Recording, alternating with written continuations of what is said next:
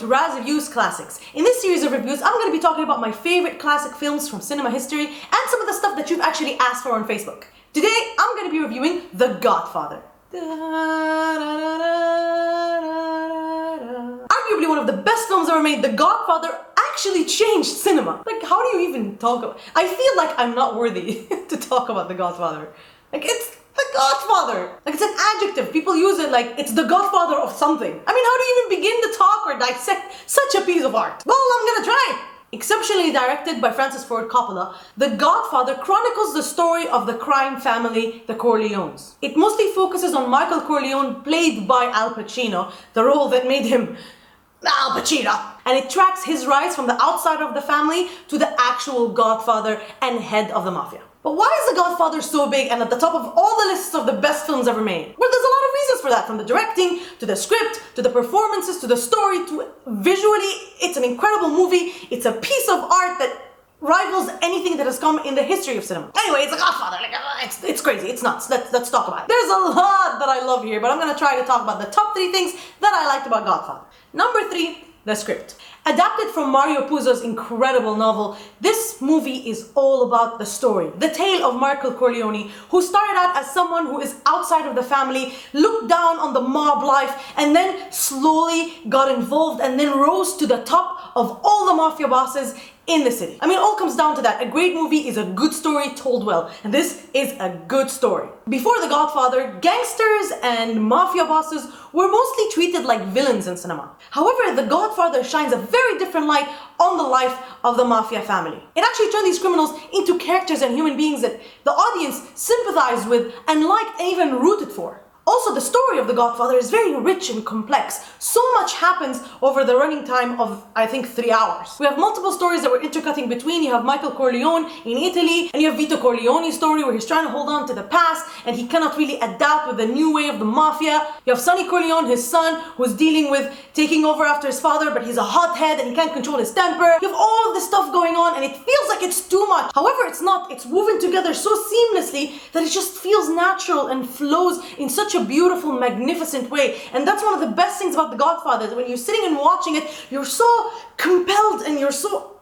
into it. This is an incredible script. From the complex storylines to the amazing dialogue and the themes and the story arc of the character, unbelievable. One of the best scripts ever written.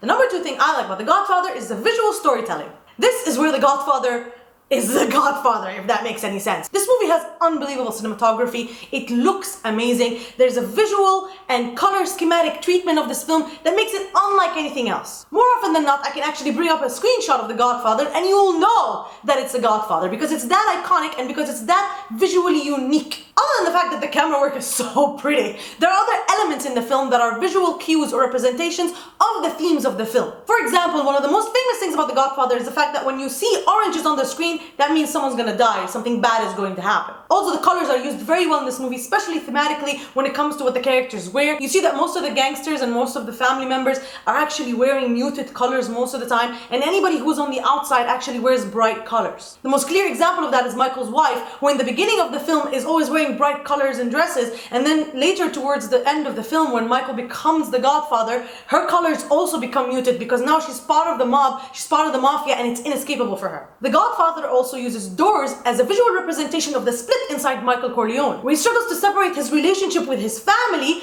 from the family, as in the mob. You'd see a lot of people talking to each other from behind doors. You'll also see Michael Corleone standing behind a door that's literally like separating him in half when he's trying to make one of the biggest decisions in the film about taking action towards being part of the mafia. And of course you have the famous scene at the end of the film where Michael Corleone shuts the door in his wife's face. And this is what's so visually cool about The Godfather, is that you can actually write books about all the little pieces of visual elements that Francis Ford Coppola put in this film to represent things in the story, in themes, or connect them to the characters and their emotional state. It's absolutely incredible, and it changed how directors visually treat their movies as well. The number 1 thing I like about The Godfather is the themes. What makes The Godfather so special and far above many of the films of its era and even modern cinema is the fact that it deals with heavy themes in such a beautiful and compelling way. You find people always arguing, what is The Godfather about? This is literally like textbooks, because you know that it's trying to say something. It's not just a sequence of events or a story of a character. It's trying to tell you something about life in America, about being an immigrant, about family, about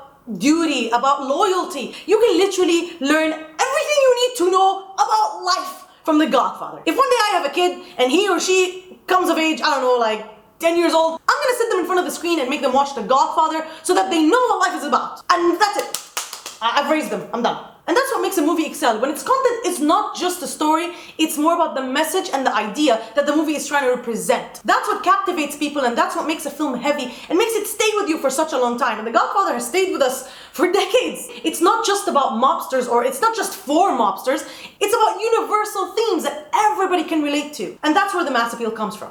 Maybe not everybody's crazy about The Godfather as I am. It definitely has some flaws. Every film has flaws, even though The Godfather is kind of, sort of, almost perfect for me. But here are the top 3 things I didn't like about The Godfather. Number 3, there's some continuity errors. I don't know. This is nitpicking at its best. The Godfather, like all films in life, have a few technical mistakes, because all movies do. There are certain scenes where things are placed in a different way between shots, and if you've watched The Godfather over 150 times, which I have, you will notice these things. One of the examples is early on in the film when Michael is sitting with Kay at the wedding and they're having a conversation about his father and about the family. The camera intercuts between the over-the-shoulder of the two of them, and you can actually see in Kay's hand, in one shot it's a cigarette and in the other shot it's a fork. There it is, a flaw. I found it.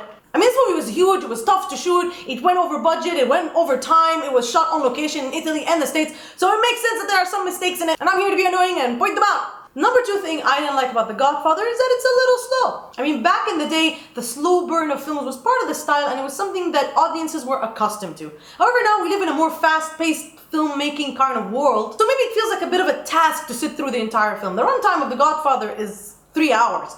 That's a long time. You kind of have to free up your entire afternoon and part of your evening. It's a very slow build-up to an amazing climax, but early on in the film it can feel like it drags on a little bit. The number 1 thing I didn't like about The Godfather is the portrayal of Connie Corleone. Francis Ford Coppola has a really bad habit of hiring his family members to act in his films. Sofia Coppola, Godfather 3. And this is an example of it. Connie is portrayed by Talia Shire, who's Francis Ford Coppola's sister, and she's one of my least favorite things about the movie because her performance is not that good. She doesn't really sell her lines very well. Sometimes she feels a little over the top, and I find her a little funny when she cries and has nervous breakdowns. You murderer! You killed him!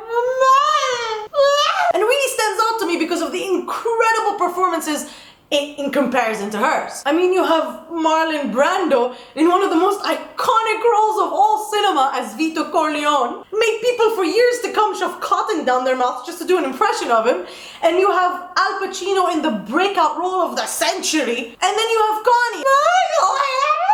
No. That is honestly the only thing that I actually don't like about The Godfather, but that is nothing compared to the behemoth of the masterpiece that is Godfather. This movie is absolutely incredible. I don't know anybody who hasn't seen it, but if you're watching this and you haven't, you are a crazy person and you need to go watch it right now. Like literally pause this video and go watch it because it's one of the best films ever made. It's one of my top 10 favorite films of all time, and I'm going to give The Godfather a 10 out of 10. So, what do you think of The Godfather? What are your top 10 favorite films of all time, and what is your favorite thing about The Godfather? If you love it, you should love it. If you don't love it, you're crazy. Let me know in the comment section, and as always, like, share, and subscribe, and don't forget to ask me what you'd like me to review for you next. See ya!